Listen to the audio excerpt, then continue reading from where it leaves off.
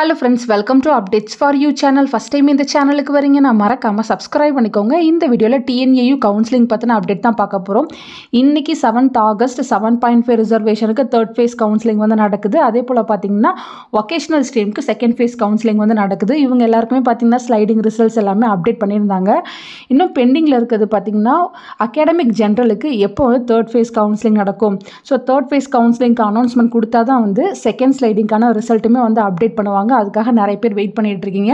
நமக்கு already tentative ஷெட்யூலில் பார்த்தீங்கன்னா general quota 3rd phase counselling வந்து ஆகஸ்ட் 8லேருந்து 11 வரை நடக்கும் அப்படின்னு கொடுத்துருந்தாங்க. பட் இந்த டேட்டில் கண்டிப்பாக நடக்கிறதுக்கு பாசிபிலிட்டிஸ் இல்லை. இன்னைக்கு ஆகஸ்ட் 7.5 ரிசர்வேஷனுக்கும் வொகேஷனலுக்கும் சர்டிஃபிகேட் வெரிஃபிகேஷன் யூனிவர்சிட்டியில் நடக்குது. ஆகஸ்ட் 8th and 9th பார்த்தீங்கன்னா டிப்ளமோ ஸ்டூடெண்ட்ஸ்க்கு சர்டிஃபிகேட் வெரிஃபிகேஷன் யூனிவர்சிட்டியில் வந்து நடக்க போகுது. ஸோ 2 நாள் ஷெட்யூல் வந்து டிப்ளமோ ஸ்டூடெண்ட்ஸ்க்கு போட்டிருக்காங்க. ஸோ இந்த டேட்டில் வந்து ஜென்ரல் கோட்டாவை வந்து கூப்பிடுறதுக்கு பாசிபிலிட்டிஸ் கம்மி. ஸோ இந்த ப்ராசஸ் எல்லாம் முடிஞ்சதுக்கு அப்புறம் தான் வந்து ஜென்ரலுக்கு 3rd phase கவுன்சிலிங்கான அனௌன்ஸ்மெண்ட் வந்து கொடுப்பாங்க. ஸோ எக்ஸ்பெக்ட் பண்ணுறது பார்த்தீங்கன்னா 10th வந்து யூனிவர்சிட்டி சைட்லேருந்து யார் யாரெல்லாம் எலிஜிபிளோ அவங்களுக்கு வந்து மெயில் வரும். அதே போல் ஸ்டூடெண்ட்ஸ் லிஸ்ட்டுமே வந்து 10ஆம் தேதி வெப்சைட்டில் அப்டேட் பண்ணுவாங்க.